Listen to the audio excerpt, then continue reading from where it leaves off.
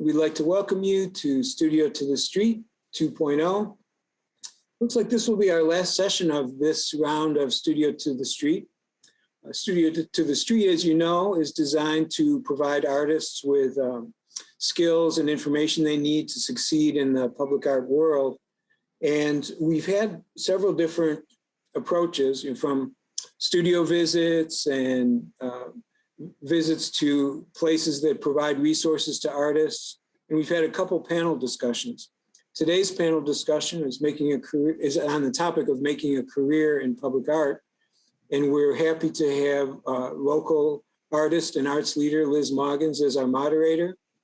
And she'll be joined by the Cleveland artists Charmaine Spencer and Darius Steward, and from Montreal, Melissa Mongiat of Tous Les Jours. So we're happy to have you four with us today. Just some quick things. We ask you to, if you're not required to, of course, but if you are able to have your camera on, it gives more of a feeling of a group here today. And we will ask you to fill out a survey afterwards that will help us know what worked and what didn't today, and maybe you can give us some ideas for things you'd like to see in the future from Studio to the Street or similar programs. We'd like to thank the citizens of Cuyahoga County for financially supporting us through Cuyahoga Arts and Culture. CAC, as you know, is a major supporter of our local arts institutions and organizations, and has also provided I think more than $4 million in support directly to local artists over the past several years. So without going into much detail, I'm just going to briefly say about Liz Maugans. Many of you know her as an artist and from various arts initiatives that she has led and participated in the past. She is really a leader in our local arts community and a boundary pusher, I would say. I'm going to turn it over to you, Liz, now to introduce yourself and the panel. Thank you very much, Vince. Hi, everybody. I'm Liz Maugans. I am the curator of Dalid Collection and run and direct Yards Projects, which is a gallery that's located in an apartment building in the Warehouse District. I am a founder and co-founder and former executive director of Zago Press, and a founder of the Collective Arts Network, and founder of the Artist Trust, which ended up turning into the Artist Registry, the Cleveland Artist Registry. So if there are people on this call that are not on it, you should sign up. It's free and we can find you. I was instrumental in bringing the Rooms to Let project to Slavic Village and act as a consultant and participant of the temporary installations that take place in the foreclosed houses. For over 25 years, I've organized one-person and thematic exhibitions specializing in a devotion for supporting emerging art and social justice and local experimental practices that broaden access through social networks, inclusion, and community building. I'm really thrilled to be here with all of the artists, and if each of them, and we can go in alphabetical order, starting with Melissa, and then we'll head to Charmaine and Darius Steward. If you can introduce and tell us what you are working on in both the studio and the other work that you are doing in the community. Yes. Hi, everyone. I'm Melissa. I'm based out of Montreal, co-founder with Muna Andreas of the studio Tous Les Jours.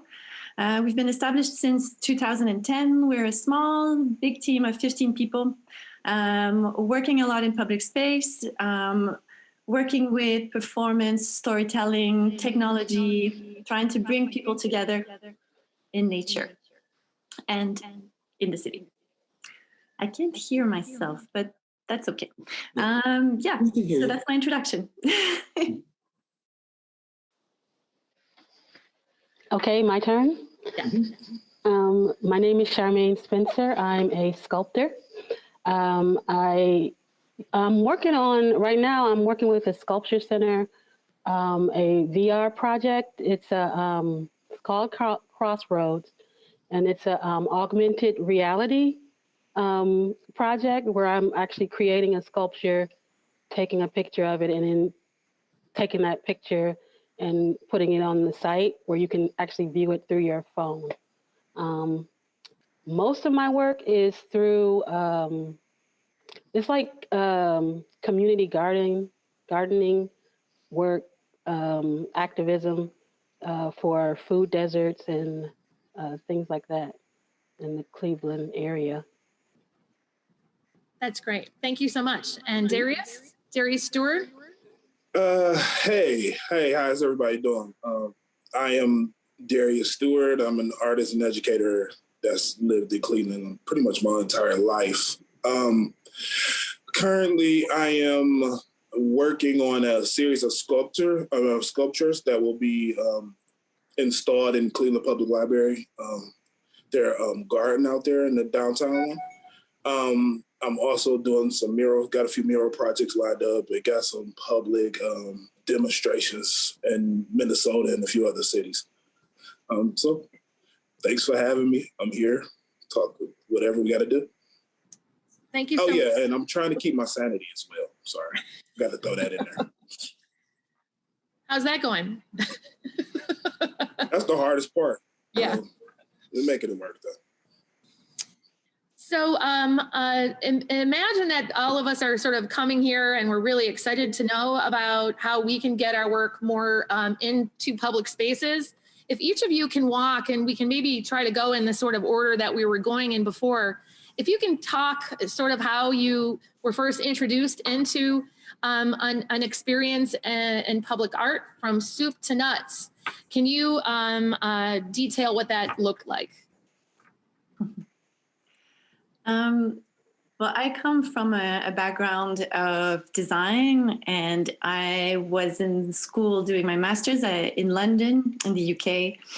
And I was doing this master's in narrative environments, spaces that tell stories. And we were lucky to work a lot with the Royal Festival Hall that was closed at the time.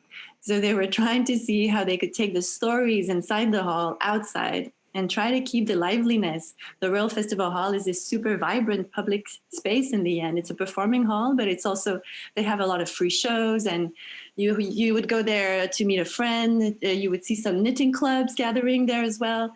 And when it closed, it's as if like the city lost a big community space. So it was trying to see how the community space can now be outside while they were refurbishing inside.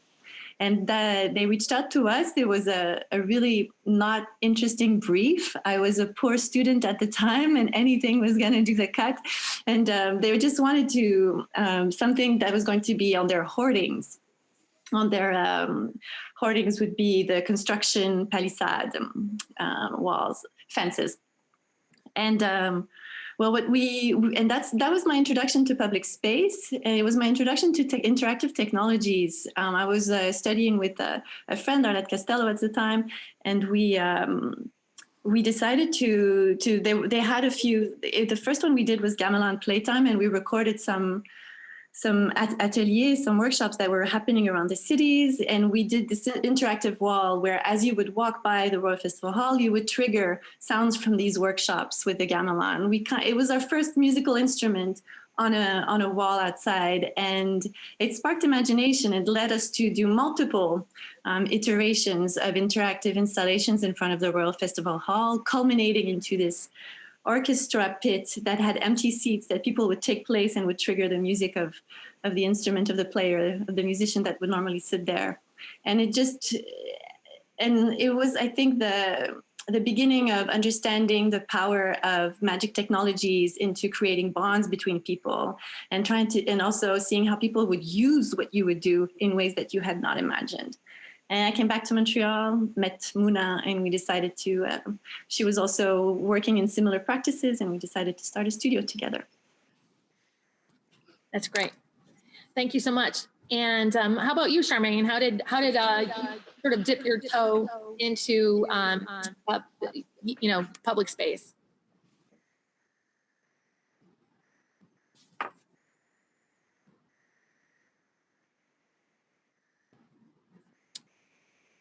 Did she freeze up, maybe?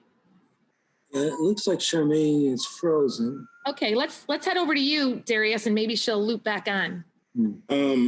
As far as for me, it was kind of like, I didn't think I was going to get in public art immediately. I didn't see my work that way. But I actually had a meeting with an artist. Mocha does these things where they bring in speakers or curators and stuff like that. And I had a meeting with her, and she thought that it would be a good idea for me to approach making things at a larger scale for a larger public audience. And so what happened was Land Studio actually was where I did my first mural with. They called me and they had some stuff going on where the RTA at the time, and I was able to do my first mural with them. And found out that it actually wasn't a problem for me. And I feel pretty comfortable working at a large scale the same way as I would on a piece of paper. So, and from there, it just kind of blossomed, and now I'm moving on to sculpture. But I think my approach to making the work has pretty much been the same. So I don't think I think my audience has been the same, and I think the approach has been the same. And I think that's where, if I was to say any spot that's worthwhile to think about, is just how you're reaching once you put it in public, you got a whole new, group of people that's staring at it. So what are you trying to say in that moment? So it kind of was a seamless transition for me. That's great. I want to hear more about your sculpture, but we can get to that later when we're talking about the studio to the street. And I think Charmaine's back on. I see her smiling, I think. Maybe? Nope. Okay. Nope. Well, maybe I can just build on what Darius is saying, is that there is like a rush, like putting your work in public space there, because you have an audience that didn't necessarily buy a ticket or didn't necessarily want to have what you had. I think that was a rush that was nice too, that I wanted more of, or in that. And Melissa, you were talking about a certain kind of endorphin buzz that you got when you got to see people, maybe not knowing that it was necessarily art, experience your piece. Can you talk a little bit about how that energized you to want to do more of this? Yeah, I think it's to see people come out of their shell, or people that you would not have thought would engage actually playing more than others. Like we would see grandfathers on top of seats, people who would try to really understand how it works. We're not necessarily just the kids or just like your typical kind of playful audience. And I think that was really rewarding, and seeing the sense of possibility that could sprout. It might be fun at this point for you to just describe one of your pieces, because we saw a lot of the static images coming in, but the one that I really thought was great, particularly now, was the one that had the strips that were on the street, the walk, dance. Yes. Yeah. A lot of our work is musical. Walk, dance is a fun one because it's the fruit of it was created during the pandemic and for the pandemic. We bring a lot of music to public space. It's a way to bring magic, but also it works day and night. And there's something beyond language that reaches a bigger crowd that we like a lot in working with music, and the way it kind of touches you viscerally, and also how it makes your body move. We've done musical swings in the past that people just through the act of swinging become performers, because the music kind of makes you let go a little bit of your inhibitions. And it's been a while that we've been looking at cities and how we walk in cities and how can we make walking more fun. And then we were working on a series of musical cracks for a library in North Boulder, Colorado. We were prototyping with a lot of tape on the ground in our studio. And as the pandemic hit, the cities were empty, and all it had was tape on the ground telling you what not to do and what to do. And so what we ended up doing was kind of bringing the prototype outside and seeing how we could make those lines on the ground make music. So in the end, what the result was musical lines that make you play together instruments 6 feet with your feet 6 feet apart. So kind of playing with the constraints of being in public space, but enabling you to connect with others. Another beautiful thing with music is how partitions are a way to create a collective thread between people. You're always united, even if you're just doing your own thing and you're trying to figure out what is this, that you're creating something together. And that's what we try to bring back in these times where the cities we were looking more like zombies than pedestrians, and to see how we can create some sense of connection. It's a really buoyant, joyful piece. And I think many of your work, a lot of your works have that kind of quality to them. I see Charmaine is back, and I just wanted to say, if people do have questions for any of the artists, you can put them in the chat, and I'll make sure that I get those in at the end. So Charmaine, are you back with us? Maybe? Okay. She's muted, I think, so I don't know if. Okay, she might even be at 78th Street Studios, and I had a studio there for a while, and it doesn't have the best of Wi-Fi's. So we'll wait until she chimes in. We've talked a little bit about like public art in a way, and how it has maybe influenced you. And are there some pieces that you guys can talk about that have been influential, or that just blew you away in some capacity, and talk about, describe what that experience was like for you? I mean, when we talk about public art, the first thing I think about, believe it or not, is music. I think about music because I feel like almost that's a connection that everybody can have. You know, I think everyone has their favorite band or their favorite artist or their favorite musician or whatever. So I think for me, I really get motivated by music to kind of start to piece together some of the things I come up with. As far as actual visible public art, I've looked at a lot of graffiti over the years, a lot of graffiti artists. And I've actually studied when I was going to start painting, because I always used a paintbrush. The first thing I did was start looking at graffiti artists and starting to learn how to, use the same techniques they were using to achieve things with a spray can, because I never did it until the mural that I did on Detroit Avenue. So for me, it was learning, but also seeing what I'm always amazed at with them is the confidence in the mark. You know, like you're using your whole arm and you're covering this huge span of space with one mark in some cases. And I just thought that's the ultimate control, and as a technical artist, a draftsman, I like to call myself. It's always good to see that and be able to replicate that. So one of the artists I think I've looked at a lot was Mad C.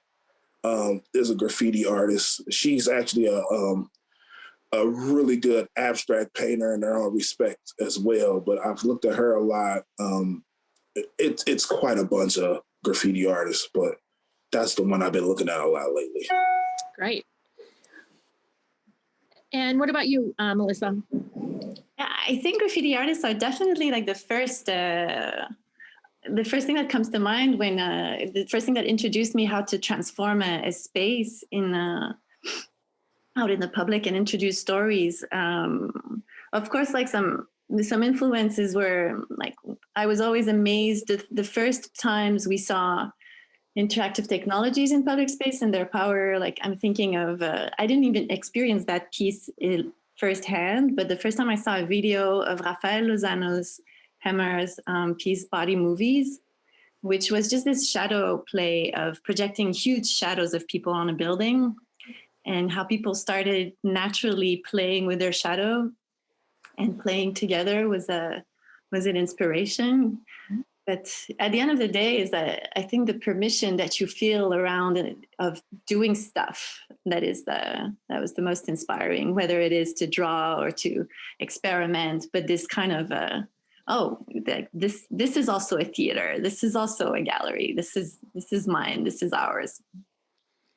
So, go ahead. I'm sorry, Darius. I was about to say, just to piggyback off that too, it's kind of I feel like public art is such a privileged thing. Usually because I come from gallery artists as well, but that's a chosen amount of people. Half the time you kind of know most of those people. And it's kind of a different situation where, you know, people that's coming in to see the work, mainly because they know who you are already. To have the privilege to do work in a public space where, I mean, everyone walks past or everyone drives past, it kind of gives you, it's gratifying, and it is kind of a rush, but it's also a responsibility that I think I've thought a lot about over the years of doing it. You know, what am I putting in what area, and who's it going to, you know, go cross paths with, and, you know, what conversations can I start? So I'm really big on interacting with the public and judging where I'm at and what would this read as to this particular group of people. Because I think once you start working in that public space, you have a responsibility, you know, and it's a privileged thing. So I think with that privilege, you really have to be conscious and, you know, understanding of that situation a little bit more. Yeah. And you know, I think you bring up a good point. And if you can both touch on it as Charmaine's trying to get back on. Like, did you do some calls to, were you approached for many of these projects? Did you apply for our RFP or Q?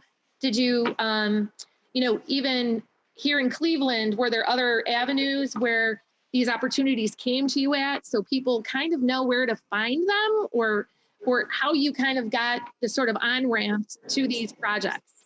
Well, it's been a mixture. It's really been a mixture. I've responded to some RFQs. So I think it's just good habit, a good practice. And I'll say this to anybody. Grow some thick skin and just jump out there and apply to a bunch of crap. And I don't mean it saying it's a bad thing. Just in general, this idea of thinking you're just going to get accepted is kind of, it never happens that way. And these people that's coming up with these particular ideas, it's from all different type of standpoints, you know, different spots they're looking for, different artists they're looking for. It's all subjective. So you never know what you'll land. So it's almost good to just keep active and just have your resume, have all that stuff on standby and be ready to unload it when you need to. Because I got turned down quite a ton at the beginning, quite a ton. And I think it was a turning point for me to try to realize that, hey, I could dwell on that, or I could just get better and get more, you know, consistent at the posting and get more consistent at, you know, paying attention to these things. So I think with that became more opportunities. You know, so, you know, Land Studio started to reach out more often, and I started getting sent emails about public things that's happening. And then I realized that, oh, now I'm getting sent emails of public things that's happening in different states. So, you know, it starts to grow, but I think it's because I've just was there so much that it was hard to say no. Like, I eventually duped everybody into believing that I was worth giving that opportunity to. You know, and I think that's really what it's about. If you see my name enough, maybe you'll decide to use me. And so, I mean, that's really what it comes down to. Yeah, it's a strategy. I mean, you see it all the way. I mean, in a lot of places, the thought that most of these people are looking at all this work and coming through hundreds and hundreds of pieces is kind of crazy. So how do you stand out? You know, that's the main part, right? So that's honestly, whatever post you see pop up, I've gotten things from everywhere, from Facebook to friends to, you know, I've called and asked. So it's a lot of different aspects of how to go by doing that. You could even, you know, go up to certain buildings or certain people that own certain facilities and actually approach them with ideas. So it's a lot of different ways when it comes to public art. Great. And you know, it might even be different a little bit in Canada. And yeah, it'd be great to hear too. I know, Melissa, you've tried to replicate, in a way, some of your projects as models in other cities. And so I think that's kind of exciting for people to know. Yeah. Yeah, our approach is very much design, and sometimes it feels that through the years, we've developed these solutions for public space that are an alternative to a fountain or a bench, and that we're an example is our musical swings that were very much created for a very specific space in Montreal. And the way we work is very much in tune with the local community. We were right in front of a science faculty. It was natural for us to involve a professor from the faculty to work with us. And we were also behind the Opera House. So we worked with a local musician to kind of see how we can integrate to the crowd. And it felt like a very specific gesture. And at the end, we found something universal, like everyone loves a swing. It's this intuitive interface, and the music making, the way we worked it with classical instruments creates just this kind of urban soundscape that just works well in so many places. So, and this project got a lot of attention, and we started having demands. We still have demands. It's been 10 years now. And I would say that at least once or twice a week, we get an email asking for the musical swings. And from there, you start to, and you also work hard when you have a moving mechanical piece in the public environment to develop. Like, it took us years also to make it super robust. As initially, it was just a seasonal thing. Now we have a permanent version. So it makes sense also with all the sweat and tears you're putting in a project to replicate it in a way. But we also found ways to bring it back to a local flavor, whether, like, another example is a musical pavement we have. That it's basically a set of sensor tiles and sound tiles. But we've brought this in, we created it for Mesa originally. And a city in Dubai, a neighborhood in Dubai was interested, and we used the same system, but we created another pattern that told another story and worked with local musicians so that it would talk of a tradition that is relevant to the people who will be playing there. So there are always ways to also play with kind of bounce back from universal value to local value. That's great. That's great. And I think we have Charmaine back. And Right. Yay, Charmaine, we're wondering about how you first got involved in public art and seeing your work in that public space. If you can describe that, that'd be great. Well, I was actually saying that the Sculpture Center was the first time. We did a project called Portals to Everywhere, or Portals from Everywhere. David E. Davis's last sculpture, he only finished one of them, and I finished the second one of the sculptures. And that was actually working in his studio, working there with like the equipment that he needed for that large of a scale of a sculpture was my first. And when I started it, and that's what I wanted to do. Like, I knew I was always going to do something with public art after that. And did they find you, or did you apply or find them? I applied. Yeah, I applied for it. And David E. Davis did a lot with CIA. So it was just for CIA students to apply. Thank you. We have a question about how you include in these projects, and maybe you can even talk a little bit. Is it called Border? The current augmented reality piece that you're working on. Can you talk about how the input from the community will work, or maybe even another project if you don't want to use that as an example? For my sculpture, it's two pieces. The community is actually creating the design of the sculpture. I'm asking them to submit drawings of something that affected them dramatically in their life, that actually changed their path. And so that's how they're just going to submit some drawings, and I'm going to put it the design of it into the sculpture. And then I might do afterwards, because I'm using dirt to create my sculpture, I'm going to do some gardening projects, either with the Cleveland Seed Bank or something else. And maybe Darius, I've seen Darius basically having interaction with people as he's painting. And then I'm sure you've done some of I know that you've done some of them in a much more quiet, isolated,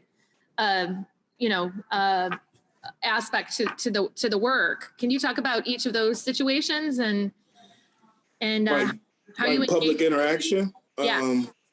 So anytime I'm doing work that's outdoors, I always feel like it's necessary to talk to the people that's going to be around it, So, like, for example, the building I did on Detroit again, I talked to the owners of the space. I also talked to people that lived in that building upstairs. I even talked to the people across the street, mainly because I wanted to drink, but also because I knew that they were, big in the community, So for me, it's just always trying to take into account that people got to live with this stuff. I could do this work and then I go back home and I don't have to look at it when I open my window every day, or, So I just feel like it's only right to kind of give them a say in what's happening. As far as corporate works, like, so one in Tri-C or Suma Health, it was kind of specific things that usually they're trying to see. And I usually kind of trick them into believing that what I'm thinking is better. But it's kind of like a negotiation with a lot of those type of public spaces. Most of the time, they either, select you because they already want to use you for, they see what you're doing and they like it. So it's not too much as to change what it is you're doing, but it's to kind of make it more focused on one general idea. The one that I did on the bridge in Euclid, that was specific. I mean, that was really specific to trying to branch two communities together and trying to talk about the crappy situation that we were dealing with, where all these believers were in jeopardy of getting sent back home, getting sent back to, not even to home, but to other, countries. So it was, all these pieces that I've done it always been community related. That one on Euclid, I remember talking to people at Cleveland State that were believers and getting them to pose and taking photos of them because I wanted to put them within the work to kind of talk about this situation. So it's an important thing to be able to adapt and adjust and consider the people that will be taking in the work more. And that's in all cases for me.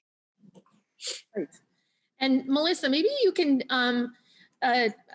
talk a little bit about what a charrette is and how you sort of research, connect with community, how you use examples and insights and inspiration from what those conversations are like at the beginning of the process. Yes. So a charrette is normally just a very painful 24 set of 24 hours. You have very little time to do so much. I think it comes more from the architecture practice. Vince will probably be more an expert, but we do kind of types of charrette where we go on site and we spend a lot of time both just sitting there talking to people, doing like interviews or finding activities from for one project, we were just like selling lemonade, not selling, but giving away lemonade and trying a prototype with people on the street. And there's a different set. Sometimes it's more organized where there's a set group of stakeholders that has been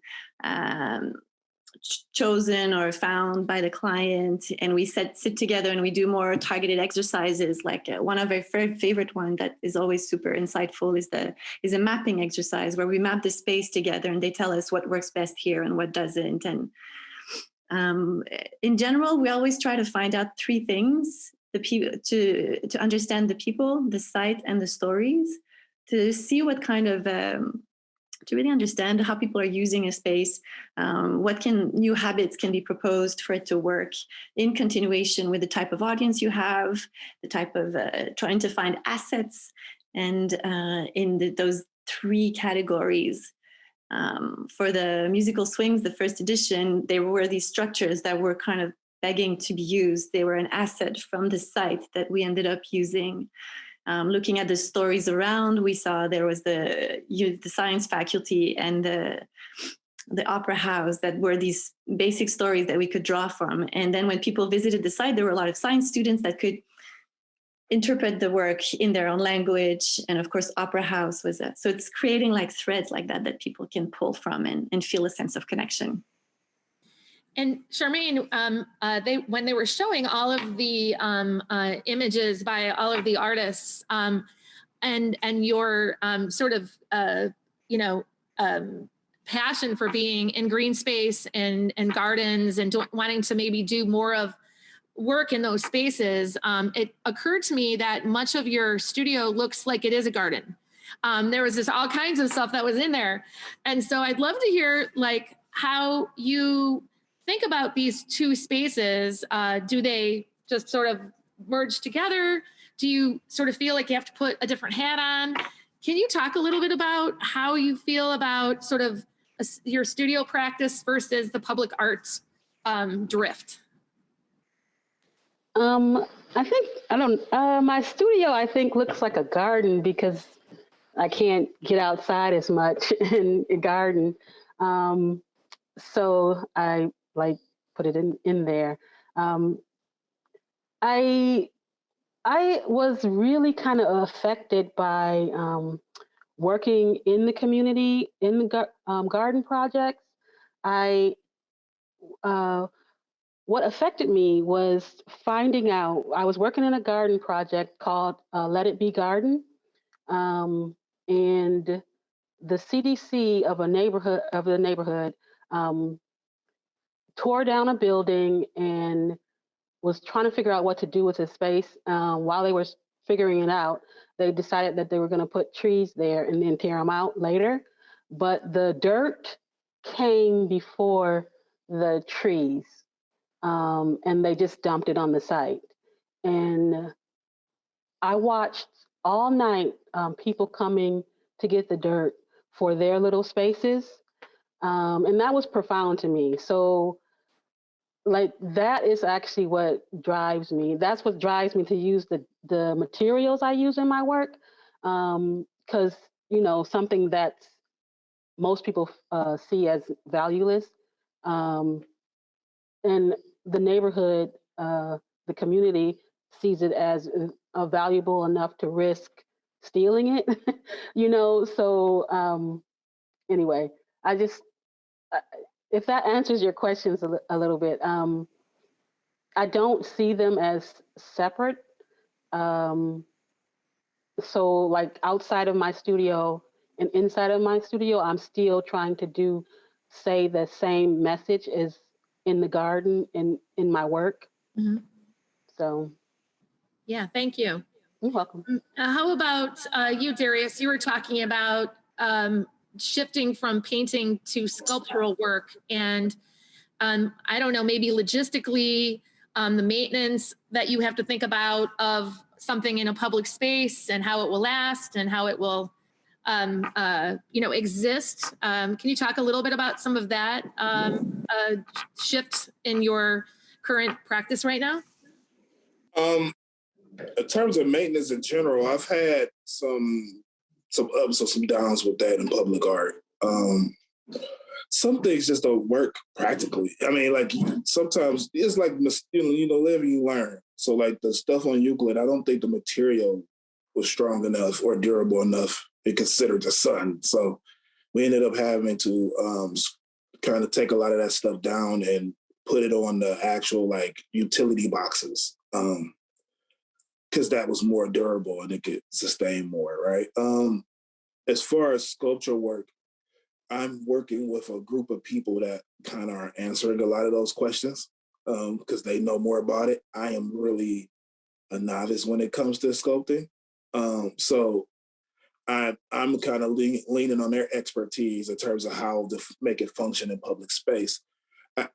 My one recommendation is always to kind of, put yourself, be the dumbest person in the room. So in terms of the sculpture situation, I've been the dumbest person in that room. Just listening and trying to pick up what information I need to know, like what paint to use or what how much weight do I need to put at the bottom to make sure it withstands the pushing and, So it's been a lot of that and just taking a ton of notes and trying to apply it. As far as painting outdoors, the painting part is, I've worked pretty straightforward, with that. And most materials kind of last. And usually the city respects it enough that nothing happens. But I think it's just doing the research. And how about you, Melissa? Do you have your own individual? I know you're part of a larger collective, but do you do your own art as well and design? Do you have a design practice?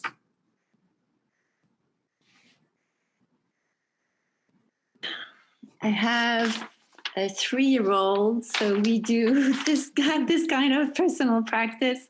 But no, I devote most of my time to daily with Muna. Yeah, but it's a we're kind of trying to create our own little kind of utopic practice and community, and trying to see how we can also have the everyday life part of our practice be as fun as the life we're proposing to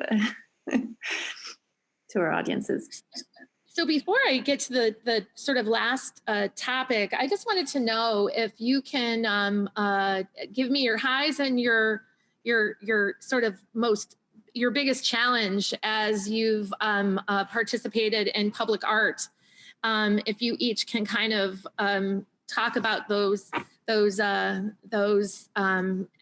so people can kind of anticipate, recognize, and understand better about the avoiding those potentials or embracing them.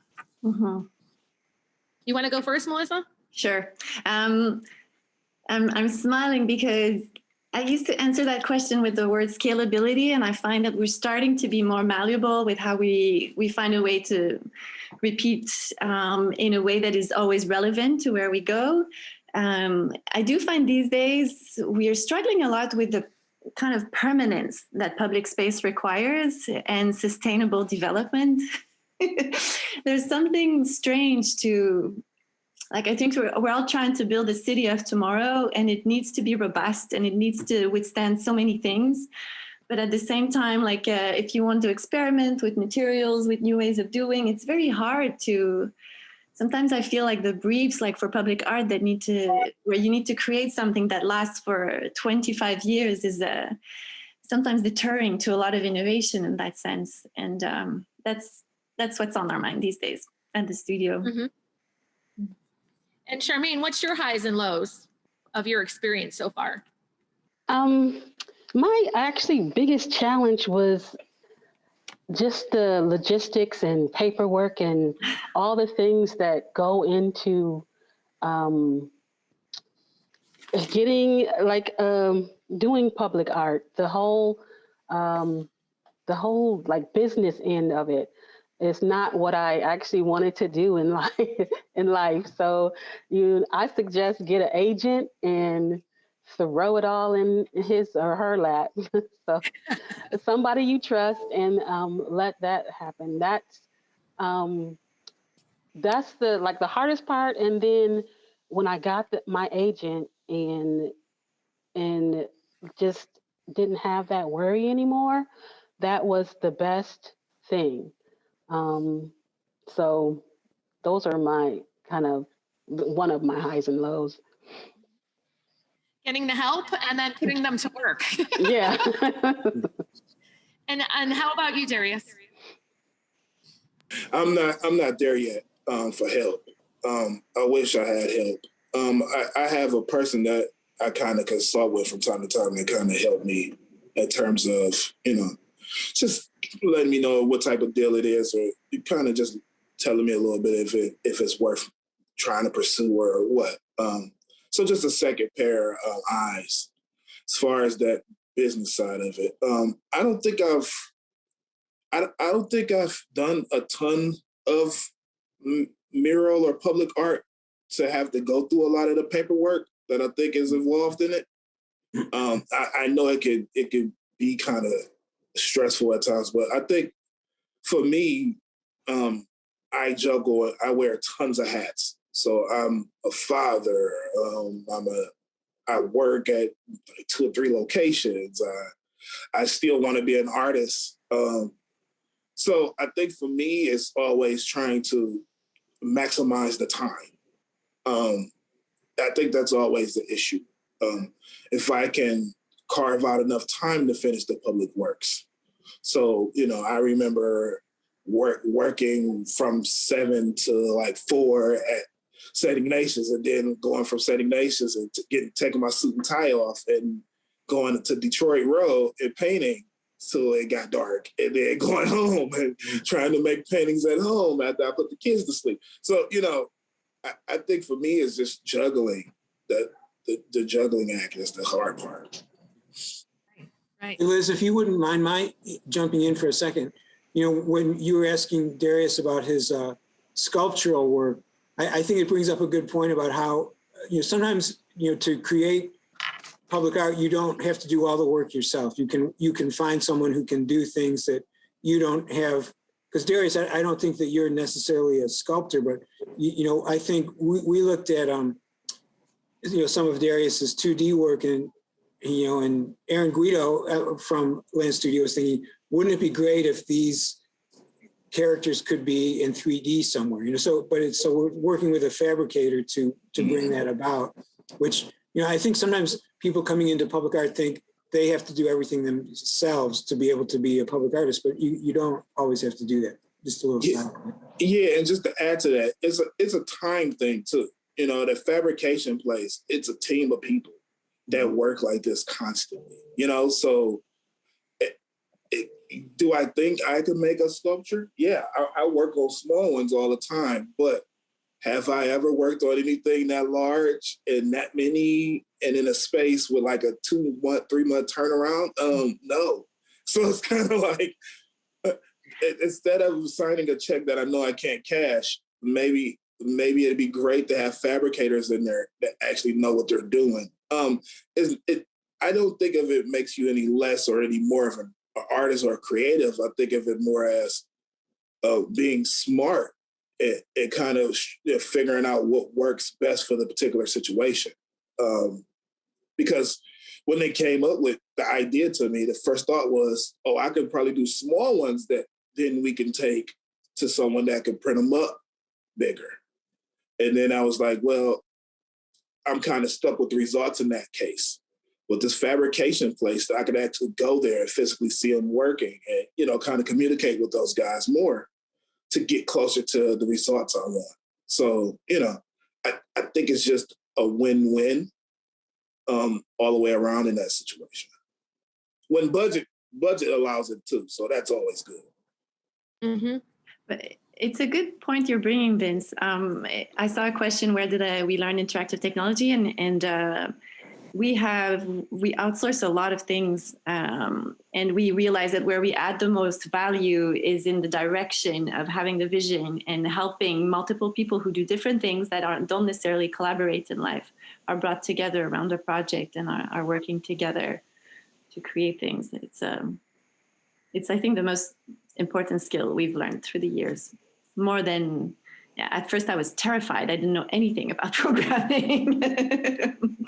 And it was more about surrounding ourselves with people who can program for public space.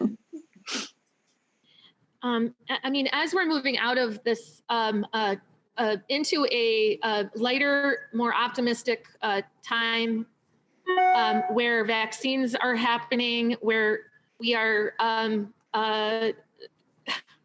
dreaming of being with other people and in our community. I'm wondering about some of your thoughts as people are going to bring this sort of anxiety where we've been confined to our very personal spaces, and how you're thinking as an artist, as a public artist, as a human being about the types of changes or shifts or just, musings that you might have about these next couple of months as the weather is getting nicer here in Cleveland, Montreal, and how that's going to change you and maybe the art that you're making.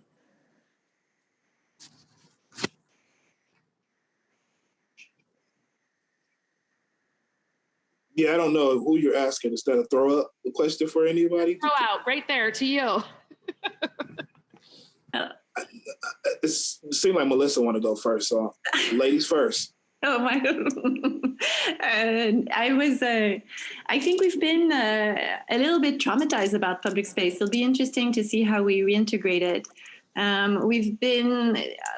We thought it was the end of it when this started. We did a substantial amount of research trying to see what was going to happen to public space and the type of work that we do. And the first articles that were coming out were all dystopian and saying that it was going to be a touchless city and that pedestrians were going to be orchestrated so that they never have to see one another. And slowly but surely, we actually realized that it's super important to have those informal connections, to have a sense of ad hoc gatherings between people who don't know each other. And I hope that's what we bring with us, is just valuing these moments of seeing someone you don't know and how magical this is, and the pleasure of just being together out in public space around stories being told to us and talking back to them. And strangely, when you mentioned permanence and sustainability, the temporal and the fleeting and the just little moments that might be barely there are interesting to think about. These things as our world is changing. Definitely.